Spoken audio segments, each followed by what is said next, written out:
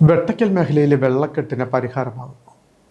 പട്ടണക്കാട് മൂർത്തിങ്കൽ അന്തകാനഴി റോഡിന്റെ പുനർനിർമ്മാണ പ്രവർത്തനങ്ങൾ ആരംഭിച്ചു. ചേർത്തല MLAയും മുൻ മന്ത്രിയുമായ P. പ്രസാദ് നിർമ്മാണ പ്രവർത്തനങ്ങൾ ഉദ്ഘാടനം ചെയ്തു. 9 കോടി രൂപ ചെലവിലാണ് റോഡ് ഉയർത്തി പുനർനിർമ്മിക്കുന്നത്. പട്ടണക്കാട് മൂർത്തിക്കൽ അന്തകാനഴി റോഡിന്റെ പുനർനിർമ്മാണ പ്രവർത്തനങ്ങൾ ആരംഭിച്ചു.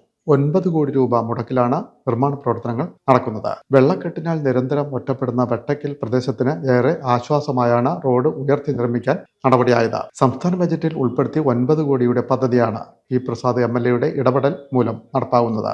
പട്ടണക്കാട് മൂർത്തിക്കൽ അന്തകാനഴി വരെ 5.4 കിലോമീറ്ററാണ് റോഡ്. കാലവർഷം മുഴുവൻ വെള്ളത്തിലാകുന്ന പുറത്താങ്കുഴി മുതൽ പഴയ വില്ലേജ് ഓഫീസ് വരെയുള്ള ഭാഗങ്ങളിൽ ഇരുവശങ്ങളിലും സംരക്ഷണ ഭിത്തി കെട്ടി 1 മീറ്ററോളം ഉയർത്തിയാണ് നിർമ്മാണം. വെള്ളക്കെട്ടിനെ അതിജീവിക്കുന്ന സുരക്ഷാ സംവിധാനങ്ങൾ നടപ്പാക്കും. നിലവിൽ വർഷകാലത്ത് 2 മുതൽ 3 മാസം വരെ വെട്ടക്കൽ പ്രദേശത്തിന് പ്രധാന റോഡിലൂടെ യാത്ര അസാധ്യമാണ്.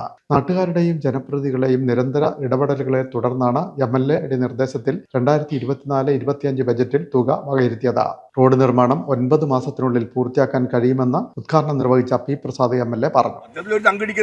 ഒരു പഞ്ചായത്തിലെ ഒരു റോഡിന് വേണ്ടി മാത്രം 9 കോടി രൂപ ചെലവഴിക്കേണ്ടി വരുന്നു എന്ന് പറയുമ്പോൾ ബാക്കിയുള്ള പഞ്ചായത്തുകളിലേക്ക് അതിന് ഒരു ബുദ്ധിമുട്ടുണ്ടാവും. എങ്കിലും ഇതൊരു സുപ്രധാനമായ റോഡാണെന്നുള്ളത് കൊണ്ട് ആ 9 കോടി രൂപ നമ്മൾ ബജറ്റിനകത്ത് തന്നെ ഉൾപ്പെടുത്തിക്കൊണ്ട് അനുവദിപ്പിച്ചു എന്നുള്ളതായിരുന്നു ഏറ്റവും പ്രധാനപ്പെട്ട കാര്യം.